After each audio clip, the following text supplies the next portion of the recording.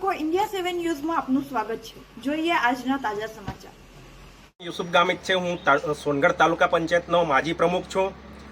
સરકારી હોસ્પિટલને સરકારી રહેવા દોના નારા સાથે અમે ઉદમગઢથી 100 કિલોમીટરથી પણ વધારે પદયાત્રા કરીને જિલ્લા સેવા સદને કલેક્ટરશ્રીને હજારોની સંખ્યામાં આદિવાસી સમાજના લોકોએ આવેદનપત્ર આપ્યું હતું।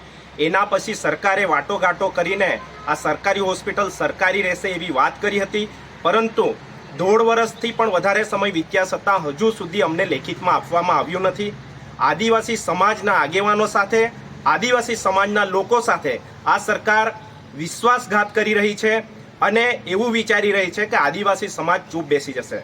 અમે ફરીથી પણ આવી જ પદયાત્રાઓ ચાલુ કરવા જઈ રહ્યા છે, ધારણાઓ કરવા જઈ રહ્યા છે। જરૂર પડી તો અમારા વિસ્તારમાંથી જતી તમામ રેલવે પણ બંધ કરી દઈશું, હાઈવે પણ ચક્કાજામ કરીશું, પરંતુ અમે ખ્યાતિકાંડ અને અમરેલી જેવી ઘટના અમારા તાપી વિસ્તારમાં ન આવે અને અમારા લોકોને અગવડતા ન પડે એના માટે અમે રસ્તા પર ઉતરી પડીશું।